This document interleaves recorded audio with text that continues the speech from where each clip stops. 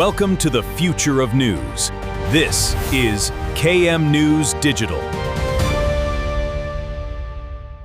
ರಾಜ್ಯದ ಜನಕ್ಕೆ 80ನೇ ಸ್ವಾತಂತ್ರ್ಯ ದಿನದ ಶುಭಾಶಯನ ಕೋರಕ್ಕೆ ಬಯಸ್ತೀನಿ ನಾನು.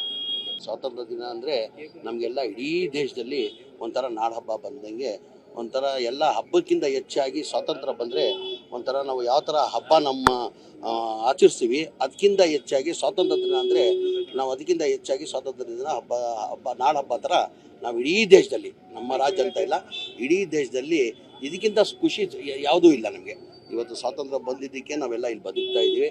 ಆ ಕಾರಣಕ್ಕೆ ನಮಗೆಲ್ಲ ತುಂಬ ಖುಷಿದ ದಿನ ಇವತ್ತು. ನಾವೆಲ್ಲ ಒಂದು ಖುಷಿಯಾಗಿ ಸ್ವಾತಂತ್ರ್ಯ ದಿನ ನಾವು ಆಚರಿಸ್ತಾ ಇದ್ದೀವಿ.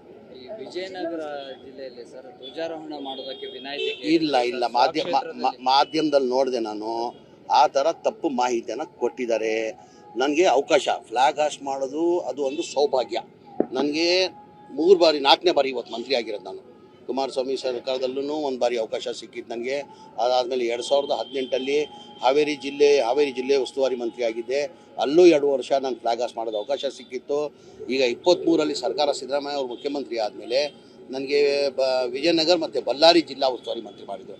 ಅಂದರೆ 1 ವರ್ಷ ಆದಮೇಲೆ 2 ವರ್ಷ ಬಳ್ಳಾರಿ ಉಸ್ತುವಾರಿ ಮಂತ್ರಿ ಆಗಿದೆ. 3 ವರ್ಷ ನಾನು ವಿಜಯನಗರಲ್ಲಿ ಫ್ಲ್ಯಾಗ್ ಹಾಸ್ಟ್ ಮಾಡಿದ್ದೀನಿ.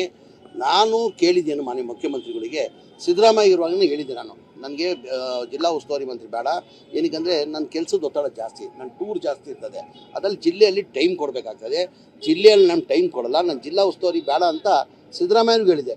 ಆಮೇಲೆ ಮೊನ್ನೆ ಈ ಸರ್ಕಾರ ಬಂದಾದಮೇಲೆ ನಮ್ಮ ನಾಯಕರಾದಂಥ DK ಶಿವಕುಮಾರ್ ಅವರು ಮುಖ್ಯಮಂತ್ರಿ ಆದಮೇಲೆ ಅವ್ರಿಗೊಂದು ಪತ್ರನ ಬರೆದಿದೆ, ಜಿಲ್ಲಾ ಉಸ್ತುವಾರಿ ಮಂತ್ರಿ ನನ್ನ ಬೇಡ, ನನಗೆ ಕೆಲಸದ ಒತ್ತಡ ಜಾಸ್ತಿ ಇದೆ ಅಂತ ಹೇಳ್ಬಿಟ್ಟು ಬೇರೆಯವ್ರಿಗೆ ಅವಕಾಶ ಮಾಡಿಕೊಡಿ ಅಂತ, ಬಸಪ್ಪನಿಗೆ ಮಾಡಿಕೊಡಿ ಅಂತ ನಾನೇ ಕೇಳ್ಕೊಂಡಿದ್ದೀನಿ.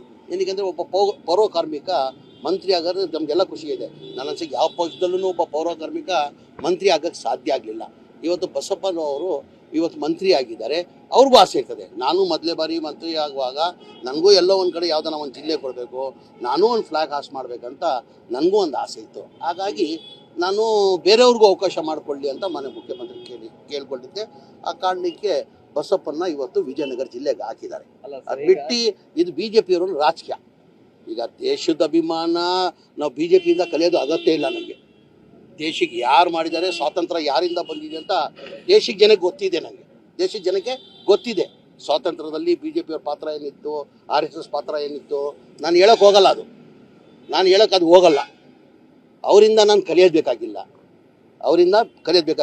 ನಾನು ಎಲ್ಲ ಯಾವುದನ್ನ ಸಭೆದಲ್ಲಿ ಹೋದ್ರೂ ಹೇಳ್ತೀನಿ, ನಾನು ಮುಸ್ಲಿಮ್ ಆಗಿರ್ಬೋದು, ಅದಕ್ಕಿಂತ ಮುಂಚೆ ನಾನೊಬ್ಬ ಹಿಂದೂಸ್ತಾನಿ ಕನ್ನಡಿಗ, ಆಮೇಲೆ ಮುಸ್ಲಿಂ.